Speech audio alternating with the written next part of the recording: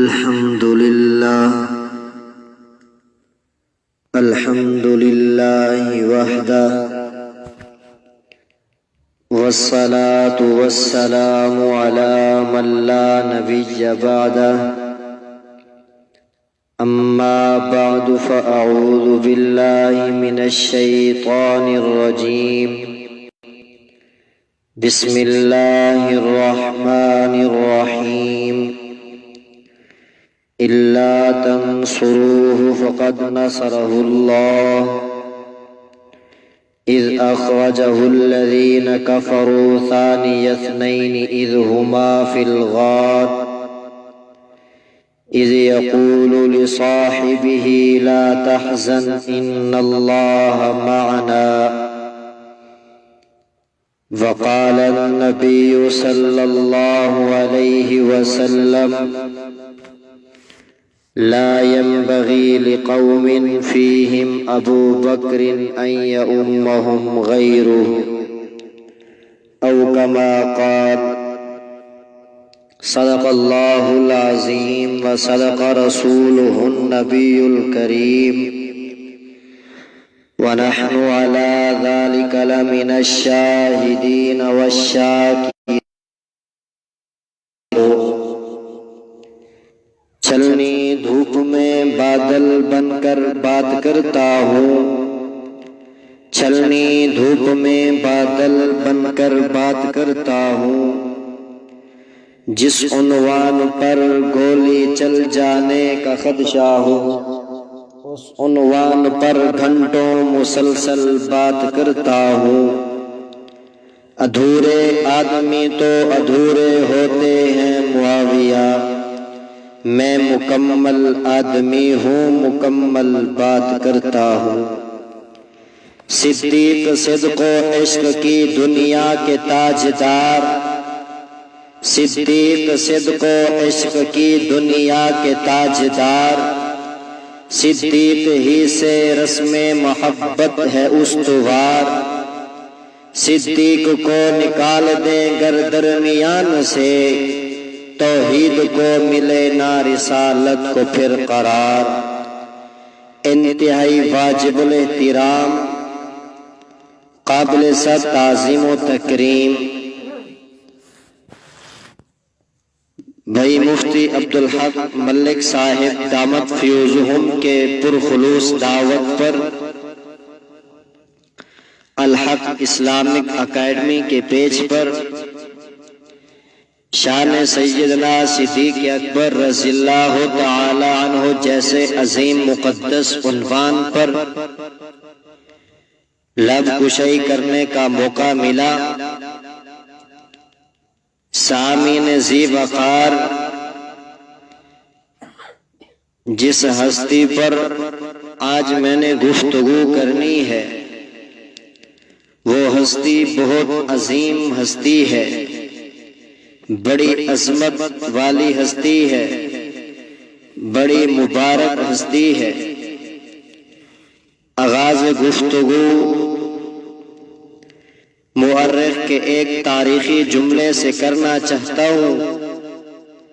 مورخ نے کہا تھا کہ 1.25 لاکھ صحابہ اور جناب سیدنا صدیق اکبر رضی اللہ تعالی عنہ کی شان میں بہت بڑا فرق ہے.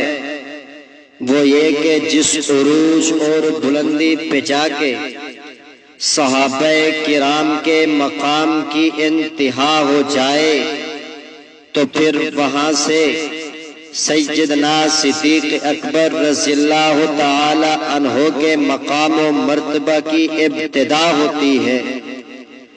مؤرخ کے قول کی دلیل ترمذی شریف کی ایک روایت ہے جس کی راویہ عافیہ کائنات سیدنا عائشہ صدیقہ رضی اللہ تعالی عنہا ہیں. وہ فرماتی ہیں کہ رسول اللہ صلی اللہ علیہ وسلم نے ارشاد فرمایا لا ينبغي لقوم فیہم ابو بکر ان یؤمہم غیرہ. جناب والا سیدنا ابو بکر صدیق رضی اللہ تعالی عنہ کا نام عبداللہ ہے، والد کا نام عثمان ابو قحافہ ہے، کنیت ابو بکر ہے، اور لقب دو ہیں جو لسان نبوت سے عطا ہوئے ہیں۔ ان میں سے ایک لقب صدیق ہے جس کی وجہ تسمیہ حاشیہ شرح عقائد صفحہ نمبر 181 میں شاہ عبدالعزیز محدث دہلوی رحمہ اللہ نے یہ تحریر کی ہے کہ معراج کے موقع پر جب پوری قوم نے واقع معراج کا انکار کیا تو اس وقت بلا دلیل کے سیدنا صدیق اکبر رضی اللہ تعالی عنہ نے اس کو تسلیم کیا، تو اس وجہ سے آپ رضی اللہ تعالی عنہ کا لقب صدیق پڑ گیا، اور لقب عتیق کی وجہ تسمیہ ترمذی شریف کی روایت ہے۔ حضرت عائشہ رضی اللہ تعالی عنہ روایت کرتی ہے کہ ایک دفعہ میرے والد گرامی حضور اقدس صلی اللہ علیہ وسلم کی مجلس میں تشریف لائے تو لسان نبوت سے یہ الفاظ نکلے، انت عتیق اللہ من النار، ابو بکر تو جہنم کی آگ سے آزاد ہے۔ حضرت عائشہ فرماتی ہے کہ فَيَوْمَئِذٍ سُمِّيَ عَتِيقًا، پھر اسی دن سے میرے والد کا نام عتیق بولا جانے لگا۔ سامعین ذی وقار سیدنا صدیق اکبر رضی اللہ تعالی عنہ کی میں عاجز کیسے شان بیان کر سکتا ہوں، یہ تو بہت بلند صحابی ہیں، ان کا مرتبے کی کیا بات ہے کہ رب کائنات نے خود سیدنا صدیق اکبر کو سلام بھیجے ہیں۔ ابو بکر اس حالت میں بھی تو مجھ رب پہ راضی ہے یا نہیں؟ مقدر جاؤں قربان جاؤں صدیق اکبر کی عظمت پہ۔ میرے دوستو، سیدنا صدیق اکبر رضی اللہ تعالی عنہ وہ صحابی رسول ہیں، ابھی بچپن میں ہیں لیکن عقیدہ اتنا پختہ ہے، موحد ہے کہ ایک دفعہ والد کہنے لگا کہ ابو بکر جی ابا میرے ساتھ چل، تجھے بیت اللہ لے چلتا ہوں۔ ابا وہاں کرنا کیا ہے؟ تو میرے ساتھ چل، وہاں بت بڑے ہیں، وہاں خدا ہے، جا کے تجھے تعارف کروں۔ اگر میرے جانے کے بعد تجھے کوئی مشکل پیش آئے، اگر کوئی حاجت پیش آئے تو آپ نے آ کر ان خداؤں کے سامنے اپنی پیشانی کو جھکا دینا ہے۔ پیشانی جھکانا تیرا کام ہوگا، مشکلات کا حل کرنا ان خداؤں کا کام ہوگا۔ سامعین ذی وقار سیدنا ابو بکر صدیق رضی اللہ تعالی عنہ گھر سے روانہ ہوئے، بت خانے پہنچے تو ابے نے تعارف کرایا، بیٹا یہ فلاں خدا ہے، یہ فلاں خدا ہے، یہ فلاں چیز کا خدا ہے۔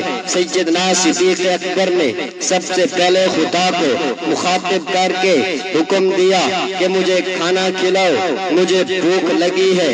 لیکن میرے دوستو، وہ تو بت تھے، وہ تو بے جان پتھر تھے، وہ کہاں ابو بکر کو کھانا کھلا سکتے تھے؟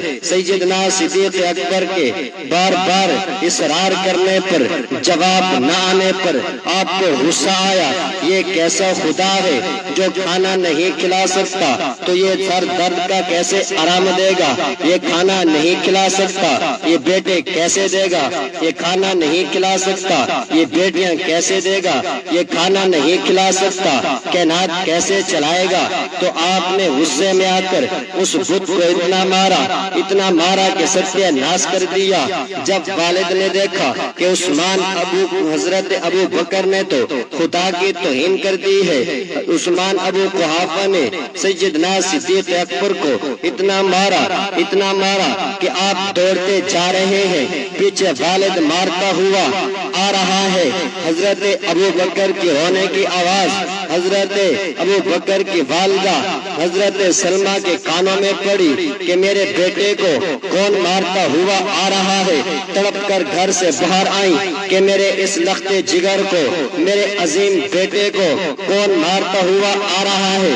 جب باہر آ کر دیکھا تو ابو بکر کے والد عثمان ابو قحافہ مارتے ہوئے آ رہے ہیں۔ حضرت ابو بکر کی والدہ والدہ کہتی ہے عثمان بس کر، اب تو رک جا، یہ بہت عظیم بیٹا ہے، یہ عظمت والا بیٹا ہے، اس کو نہ مار۔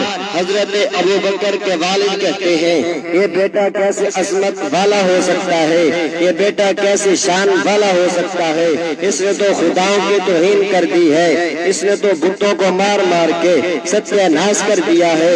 حضرت ابوبکر کی والدہ کہتی ہے تجھے کیا پتا یہ بیٹا کتنی نصیبوں والا ہے، یہ کتنی عظمت والا ہے، ابھی میرے شکم کے اندر تھا، ابھی ولادت کا وقت قریب تھا کہ مجھے باہر سے آواز آئی، جس کو امام بہقی رحمہ اللہ نے اپنی کتاب میں لکھا ہے کہ یا امد اللہ بالحقیقی ابشری بالولد العتیقی اسمہ فی السماء صدیقی وبالخاتم النبیین فی الغار رفیقی۔ اے اللہ کی نیک بندی، تجھ کو خوشخبری دی جاتی ہے کہ تیرا یہ نومولود بیٹا آگے چل کے عتیق کا لقب پائے گا، اس کا نام آسمانوں پر صدیق گونجے گا اور یہ خاتم النبیین کا رفیق غار ہوگا۔ اللہ اکبر۔ پھر صدیق اکبر کو اللہ نے وہ رفاقت نصیب کی کہ ساری دنیا خواب خرگوش کے مزے لے رہی تھی اور سیدنا صدیق اکبر غار ثور میں جمال نبوت کا دیدار کر رہے تھے۔ اس لیے کسی نے کیا خوب کہا ہے کہ جس کو صدیق ذات خدا نے کہا اس کو ہی صدیق مصطفیٰ نے کہا، اس کو ہی صدیق مرتضیٰ نے کہا۔ میں بھی کہتا ہوں صدیق صدیق ہے، جو نہ مانے صدیق کو وہ زندیق ہے۔ سامعین ذی وقار، سیدنا صدیق اکبر رضی اللہ تعالیٰ عنہ بہت ہی عظیم صحابی ہیں، رسول اللہ صلی اللہ علیہ وسلم سے بڑی محبت کرتے تھے، بڑا تعلق تھا سیدنا صدیق اکبر کو رسول اکرم صلی اللہ علیہ وسلم کے ساتھ۔ نبی صلی اللہ علیہ وسلم کی خاطر سیدنا صدیق اکبر نے بڑی قربانیاں دی ہیں، وطن کی قربانی دی، مال کی قربانی دی، حتیٰ کہ اپنی بیٹی سیدنا امی عائشہ رضی اللہ تعالی عنہا رسول اکرم صلی اللہ علیہ وسلم کے نکاح میں دے دی۔ تو میرے دوستو، سیدنا صدیق اکبر رضی اللہ تعالی عنہ بہت ہی عظیم صحابی ہیں۔ میں خصائص کبریٰ میں پڑھ رہا تھا، علامہ جلال الدین سیوطی رحمہ اللہ نے لکھا ہے کہ سیدنا صدیق اکبر رضی اللہ تعالی عنہ کہتے ہیں کہ یمن کے اندر ایک بزرگ رہتا تھا، میرا دل چاہتا تھا کہ میں جا کے اس کی زیارت کر کے آؤں، وہ بزرگ بڑا نیک بندہ ہے، بڑا اللہ والا ہے۔ تو سیدنا صدیق اکبر رضی اللہ تعالی عنہ نے تیاری کی، اس بزرگ کے پاس پہنچے، جا کر اس کو سلام کیا، سلام و دعا کے بعد وہ بزرگ پوچھتا ہے کہ آپ کون ہو؟ سیدنا صدیق اکبر نے اپنا نام بتایا، میں ابو بکر ہوں۔ کہاں سے آئے ہو؟ فرمایا مکے سے آیا ہوں۔ حضرت ابو بکر کو وہ بزرگ کہتے ہیں ابو بکر اگر تو محسوس نہ کرے تو یہ بتا، اپنے ناف سے کپڑا اٹھا، ناف کے ساتھ کالے تل کا نشان ہے۔ جب بزرگ نے وہ نشان دیکھا تو بے ساختہ رو پڑا۔ سیدنا صدیق اکبر کہتے ہیں میں حیران و پریشان کہ میں تو آپ کی زیارت کے لیے آیا تھا اور آپ تو مجھے دیکھ کر رونے لگ گئے، آخر وجہ کیا ہے، بات کیا ہے، سمجھ نہیں آ رہی، آپ روتے کیوں ہو؟ میرے دوستو، وہ بزرگ کہتا ہے ابو بکر تیرے والد کا نام عثمان ابو قحافہ ہے۔ سیدنا صدیق اکبر کہتے ہیں میں نے کہا جی میرے ابے کا نام عثمان ابو قحافہ ہے۔ پھر وہ بزرگ رونے لگ گیا، پھر کہتا ہے ابو بکر تیری والدہ کا نام حضرت سلمہ ہے۔ میں نے کہا جی ہاں۔ تو میں بڑا حیران تے پریشان، میری حیرانگی بڑھتی جا رہی ہے کہ آخر وجہ کیا ہے، روتے بھی ہو، نام بھی پوچھتے ہو، میرا سب کچھ بتا رہے ہو، آپ تو کچھ نہیں بتاتے، آخر رونے کی وجہ کیا ہے؟ تو میرے دوستو وہ بزرگ کہتا ہے ابو بکر تجھے مبارک ہو، مکہ کی سرزمین پر اللہ کا آخری رسول آئے گا، اللہ تبارک و تعالی اس کے سر پہ ختم نبوت کا تاج سجائیں گے اور وہ آ کر نبوت کا اعلان کرے گا۔ سب سے پہلے کلمہ پڑھنے والا شخص بنو تمیم قبیلے کا لوگ ابو بکر ہوں گے۔ تو میرے دوستو وہ بزرگ کہتا ہے کہ اس کا نام دنیا میں رہے گا تو محمد ہوگا، آسمانوں پہ جائے گا تو احمد ہوگا، اس کی امت کا نام حمادون ہوگا، اس کی امت قیامت کے دن جس جھنڈے کے نیچے کھڑی ہوگی اس جھنڈے کا نام لواء الحمد ہوگا۔ سیدنا صدیق اکبر کہتے ہیں میں واپس آیا، چند ہی دن گزرے تھے کہ سیدنا صدیق اکبر رضی اللہ تعالی عنہ بہت ہی عظیم صحابی ہے اور یہ بہت بڑے تاجر تھے، لیکن جب اللہ تبارک و تعالی نے اللہ کے نبی کو حکم دیا کہ آپ اعلان نبوت کیجئے، آپ بتا دیجئے میں اللہ کا آخری رسول اور پیغمبر ہوں، اللہ نے میرے سر پہ ختم نبوت کا تاج سجایا ہے، تو میرے دوستو اللہ کے نبی فران کی چوٹی پہ کھڑے ہو کر اعلان نبوت کرتے ہیں کہ لوگوں قولوا لا الہ الا اللہ تفلحون پڑھ لو، کامیاب ہو جاؤ گے، اللہ نے میرے سر پہ ختم نبوت کا تاج سجایا ہے، اب میرے بعد نیا کوئی نبی نہیں آئے گا، اللہ نے مجھے آخری نبی بنا کر بھیجا ہے۔ سب سے پہلے آپ کے چچا ابو لہب نے پتھر اٹھا کے مارا، لہٰذا جماعتنا محمدہ، اس لیے ہمیں تو نے جمع کیا کہ ہم اپنے خداؤں کو چھوڑ کر صرف تیرے ایک خدا کی عبادت کریں۔ میرے دوستو نبی صلی اللہ علیہ وسلم آگے چلتے تھے، لوگوں کو دعوت دیتے تھے، ابو لہب پیچھے پھرتا تھا کہ میاں میرے بھتیجے کی بات نہ ماننا، یہ مجنون ہو چکا ہے، نعوذ باللہ یہ پاگل ہو گیا ہے، اس کو پتہ نہیں کیا ہو گیا، اپنے آبا و اجداد کا دین اس نے چھوڑ دیا ہے، کسی نئے راستے پہ چل پڑا ہے۔ لیکن میرے دوستو اس موقع پر سیدنا صدیق اکبر رضی اللہ تعالیٰ عنہ موجود نہیں ہے، وہ شام کے سفر پہ گئے ہوئے تھے تجارت کی غرض سے۔ میں کہنا یہ چاہتا ہوں کہ سیدنا صدیق اکبر رضی اللہ تعالیٰ عنہ نے کیسے نبی صلی اللہ علیہ وسلم کے ساتھ وفا کی، کیسے ان کے ساتھ انہوں نے ہر وقت اپنی سب کچھ قربان کیا۔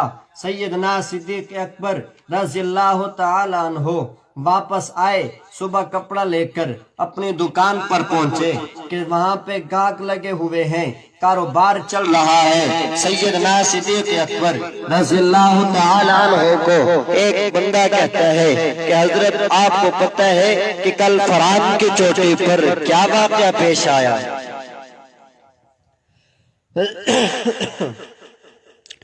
سیدنا صدیق اکبر رضی اللہ تعالیٰ عنہ دکان چلا رہے ہیں، کپڑا کاٹ کر دے رہے ہیں۔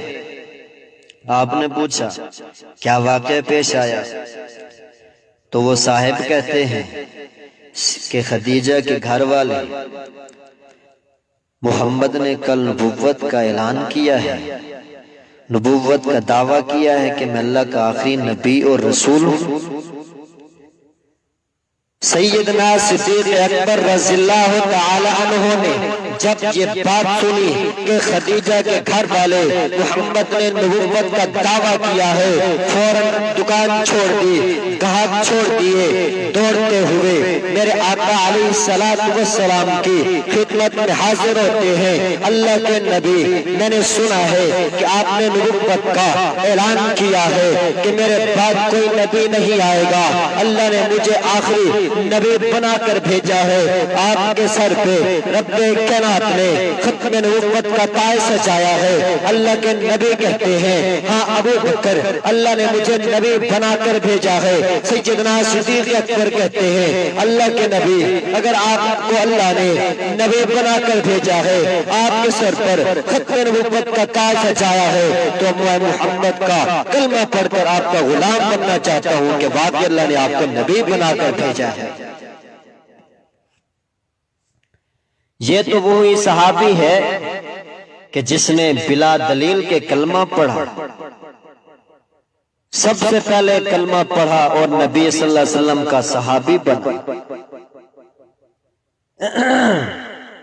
اس لیے میں کہنا چاہتا ہوں کہ یہ وہ ابو بکر جس نے سب سے پہلے کلمہ پڑھا، وہ ابو بکر جس نے سب سے پہلے مومن ہونے کا اعزاز پایا، وہ ابو بکر جس نے سب سے پہلے نبی صلی اللہ علیہ وسلم کے ساتھ بلا دلیل کے نبی مانا، وہ ابو بکر جس نے بلال حبشی کو آزاد کرایا، وہ ابو بکر جس نے عامر بن فہیرہ کو آزاد کرایا، وہ ابو بکر جس نے نبی صلی اللہ علیہ وسلم کے ساتھ اتنی محبت کی کہ ان کے مقابلے میں کوئی اور نہ پہنچ سکا، وہ ابو بکر کہ ہجرت کی رات نبی صلی اللہ علیہ وسلم جس کے دروازے پہ چل کے گئے، وہ ابو بکر جس نے نبوت کو کندھوں پہ بٹھایا، وہ ابو بکر جو سب سے پہلے غار میں داخل ہوا، وہ ابو بکر جس نے سب سے پہلے غار کے اندر صفائی کی، وہ ابو بکر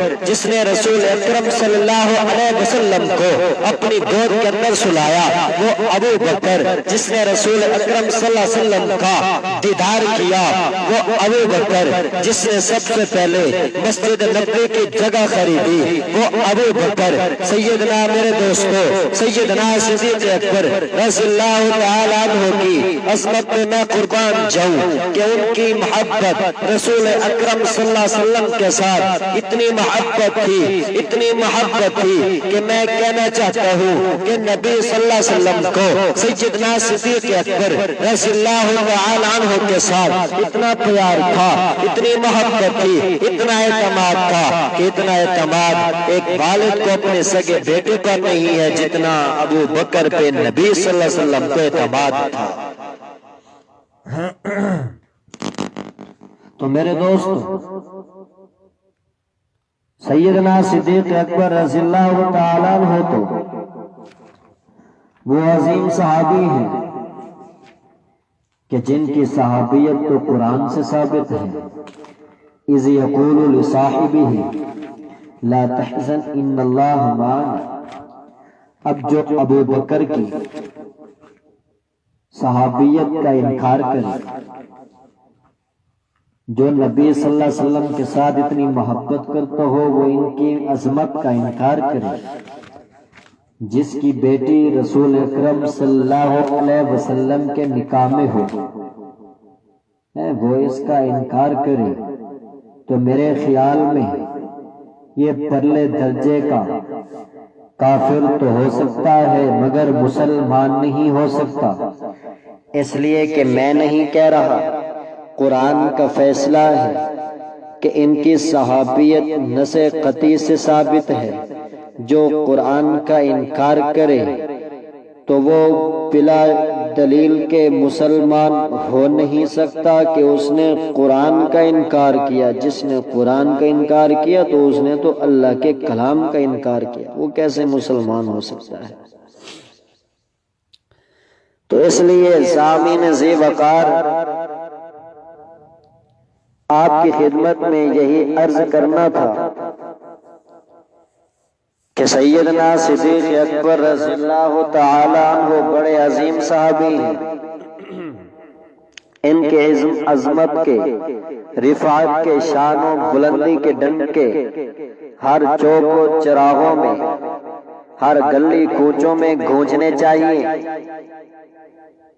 کہ سیدنا صدیق اکبر رضی اللہ تعالیٰ عنہ نے اگر کل قیامت کے دن ہمارے گریبان پکڑ لیا کہ آپ کے ہوتے ہوئے بعض لوگوں نے میرے اوپر کیچڑ اچھالنے کی کوشش کی، میری عظمت پہ ڈاکہ ڈالنے کی کوشش کی، تو اس وقت آپ کہاں سوئے ہوئے تھے؟ اس لیے میرے دوستو آج وقت ہے کہ سیدنا صدیق اکبر رضی اللہ تعالی عنہ کی عظمت پہ، ان کی شان پہ ڈاکہ ڈالنے والوں کو لگام ڈال دیں، اپنا خون حلال کر دیں، تاکہ ان کو پتہ چل جائے کہ سیدنا صدیق اکبر کے روحانی فرزند ابھی حیات ہیں، وہ بیدار ہیں۔ تو اس لیے بتا دینا چاہتے ہیں، سنبھل جاؤ مسلمانوں، سنبھل جانے کا وقت آیا، سنبھل جاؤ مسلمانوں، سنبھل جانے کا وقت آیا، بہت سوئے ہو اب ہوش میں آنے کا وقت آیا، جلا ڈالی تھی جو تم نے کشتیاں اندلس کے ساحل پر، مسلمان ماضی کی انہی راہوں پہ پلٹ جانے کا وقت آیا، چلے تھے جو تم 313 مسلمانوں، مسلمان وہی تاریخ دہرانے کا وقت آیا۔ بیدار ہو جاؤ مسلمانوں، بیدار ہو جاؤ۔ ہم بہت سوئے ہیں، بہت غفلت میں ہیں ہم، کہ ہمارے بڑوں پہ تان و تشنیع ہو اور ہم گھروں میں بیٹھے رہیں۔ مشکوٰۃ شریف کی حدیث ہے کہ سیدنا صدیق اکبر رضی اللہ تعالیٰ عنہ کو نبی صلی اللہ علیہ وسلم کے ساتھ کتنی محبت تھی۔ میں نے پڑھا کہ ایک دفعہ سیدنا صدیق اکبر رضی اللہ تعالیٰ عنہ اپنی بیٹا سیدہ عائشہ صدیقہ رضی اللہ تعالیٰ عنہ کے گھر میں ان کا آنا ہوا کسی وجہ سے۔ ابھی آپ دروازے پر پہنچے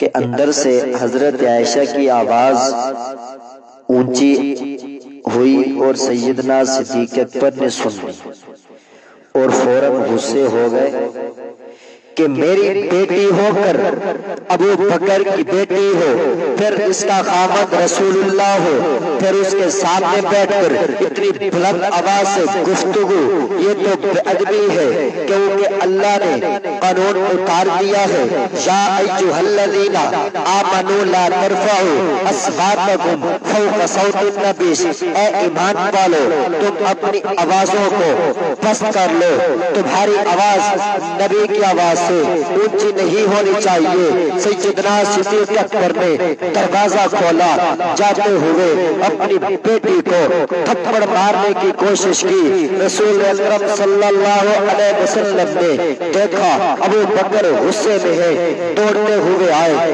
درمیان میں آ کر حضرت عائشہ کو چھڑوا لیا، تھپڑ نہیں مارنے دیا۔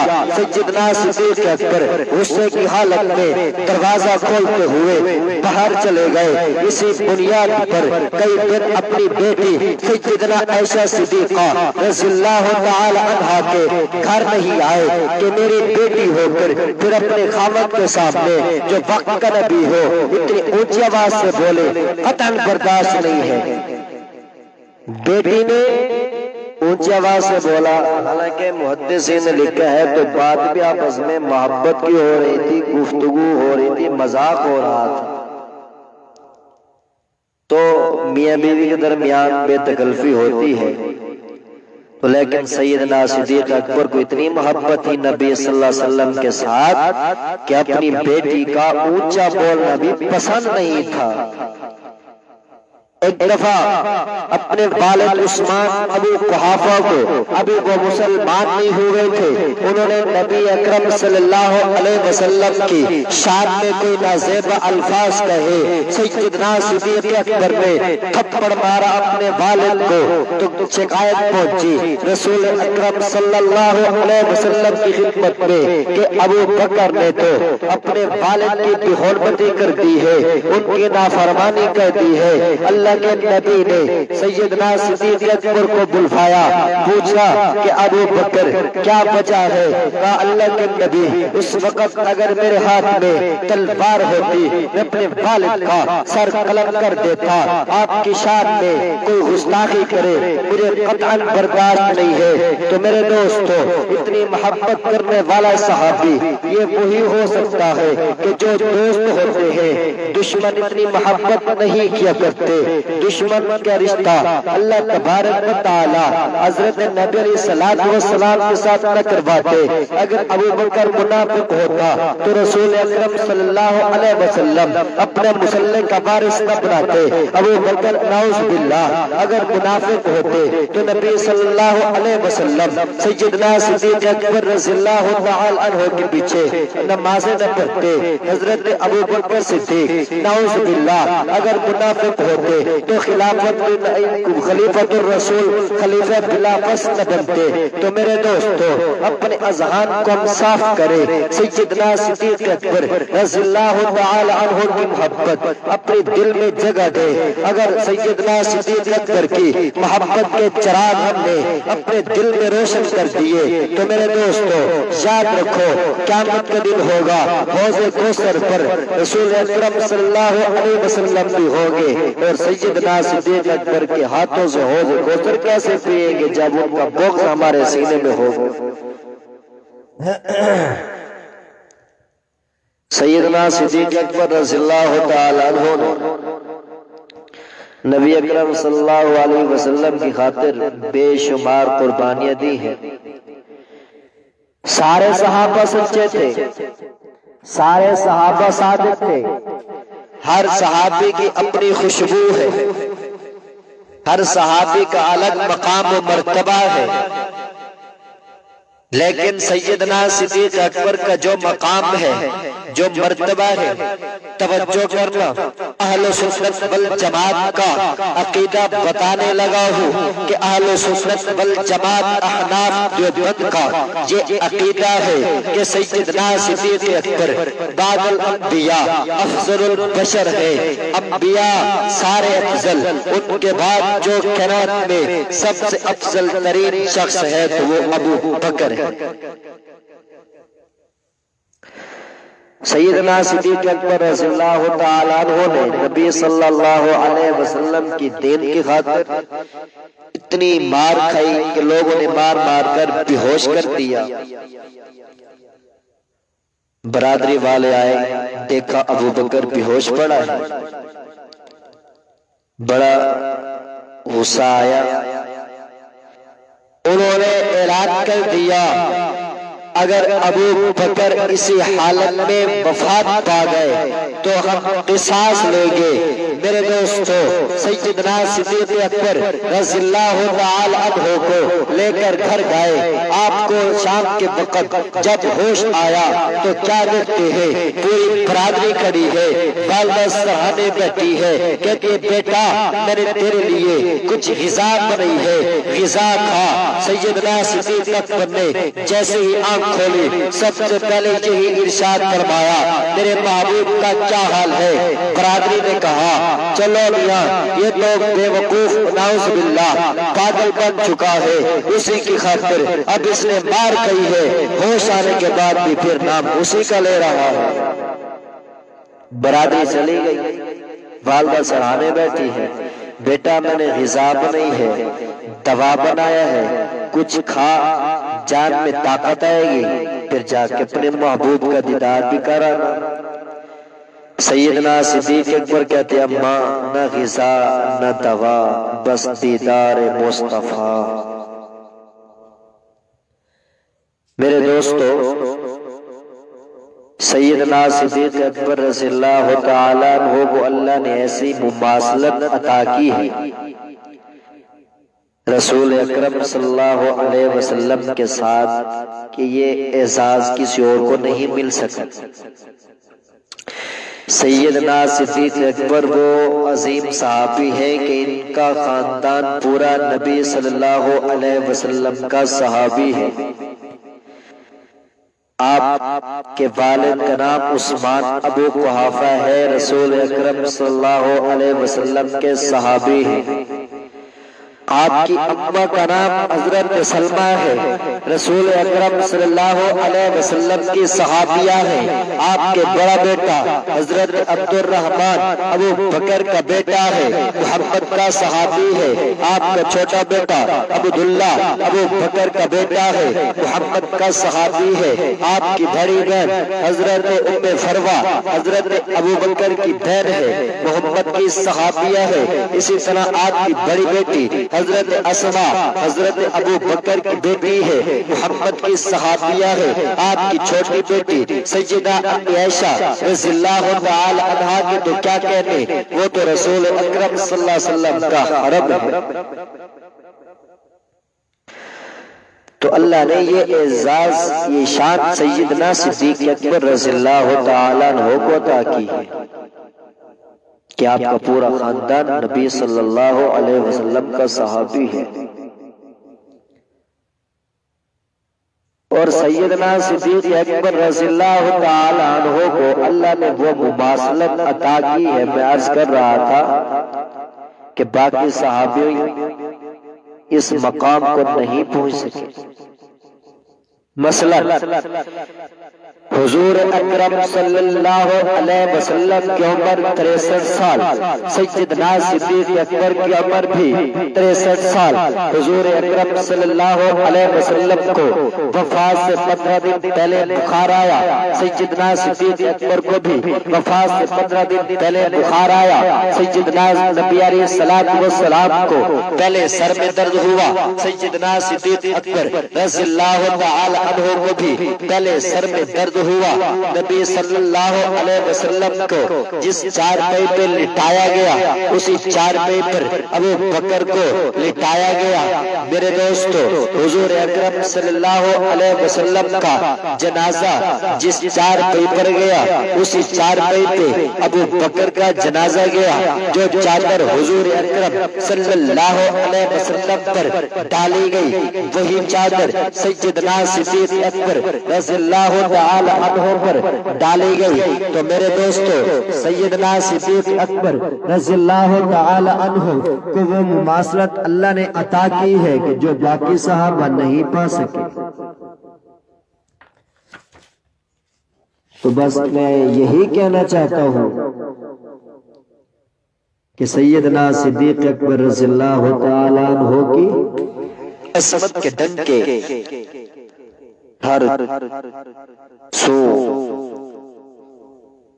بجنے چاہیے، چوکو چراہوں میں، گلی کوچوں میں سیدنا صدیق اکبر رضی اللہ تعالی عنہ کے عظمت بیان ہونی چاہیے۔ وہ سیدنا صدیق اکبر رضی اللہ تعالی عنہ کو تو خود نبی صلی اللہ علیہ وسلم نے اپنا مسلح دیا ہے۔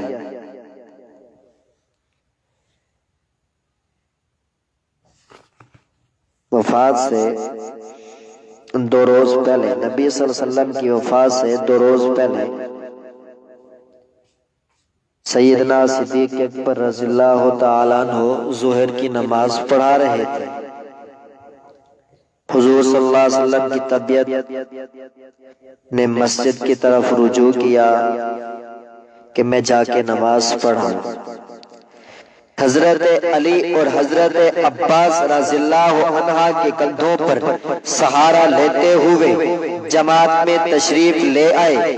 نمازی نہایت بے قراری کے ساتھ حضور کی طرف متوجہ ہوئے۔ صدیق اکبر بھی مصلی سے پیچھے ہٹے، مگر حضور اکرم صلی اللہ علیہ وسلم نے دست مبارک سے اشارہ کر دیا، پیچھے مت ہٹو۔ پھر سیدنا صدیق اکبر کے برابر بیٹھ گئے اور نماز ادا کرنے لگے۔ حضور صلی اللہ علیہ وسلم کی اقتدا صدیق اکبر کرتے تھے اور صدیق کی اقتدا مسلمان کرتے تھے۔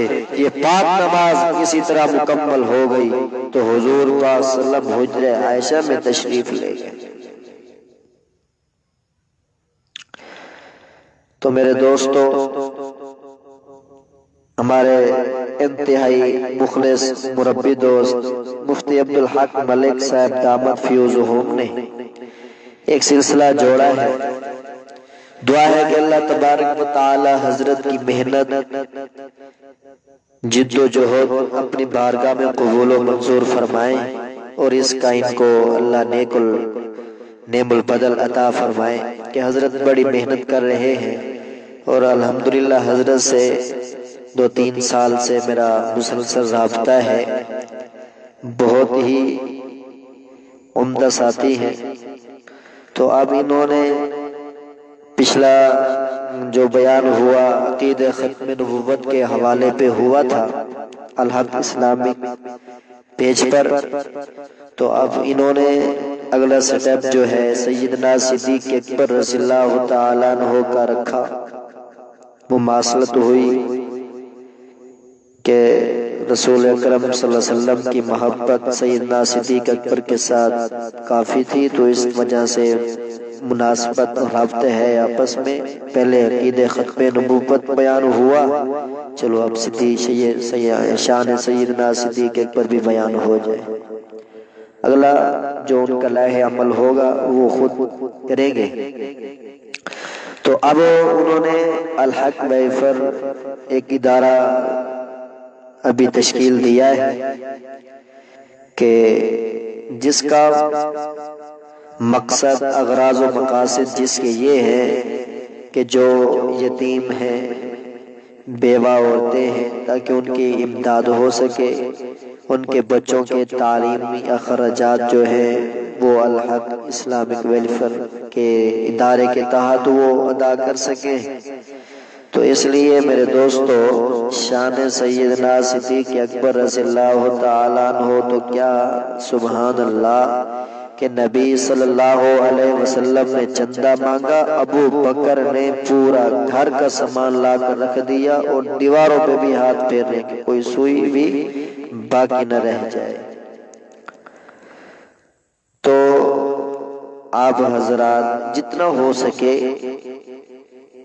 کہ الحق اسلامک جو انہوں نے ادارہ ابھی ویلفیئر جو کھولا ہے وہاں جمع کروائیں، اکاؤنٹ نمبر دیے ہوئے ہیں، تاکہ جو مستحق احباب ہیں ان پر خرچ ہو سکیں اور آپ کو اس کا پورا اجر مل سکے۔ اور 2 نیکی ایسی ہیں کہ جن کا اجر اللہ نے بڑھایا ہوا ہے، روزہ رکھنا اور اللہ کے راستے میں خرچ کرنا۔ ان دونوں کا جو اجر ہے وہ بہت بڑا ہے۔ قرآن میں اللہ نے فرمایا اللہ یضاعف لمن یشاء، جو اللہ کے راستے میں خرچ کرتا ہے اللہ اس کو بڑھا چڑھا کر دیتے ہیں۔ اس لیے سامعین ذی وقار، آپ حضرات سے گزارش ہے کہ الحق اسلامک اکیڈمی میں اپنے بچوں کو شامل کروائیں، داخل کروائیں، ان کے ایڈمیشن لیں، تاکہ وہ گھر بیٹھ کر آن لائن جو ہے قرآن پاک کی تعلیم لیں۔ تجوید کے ساتھ پڑھایا جا رہا ہے، ترجمہ تفسیر پڑھائی جا رہی ہے، اسی طرح فقہ کے اسباق پڑھائے جا رہے ہیں، اور بہت ہی ماہر تجربہ کار جو ہیں معلمہ ماشاءاللہ بہت کافی محنت کر رہی ہیں۔ اللہ تبارک و تعالی حضرت کی پوری ٹیم کو جو احباب اپنی تمام تر صلاحیتاں یہاں پہ خرچ کر رہے ہیں، اللہ سب کو جزائے خیر عطا فرمائے، اور اللہ سب کو ان کا اچھا نعم البدل عطا فرمائے۔ وَعَلَيْهِ مَا عَلَيْنَا إِلَّا الْبَلَاغُ الْمُبِينُ۔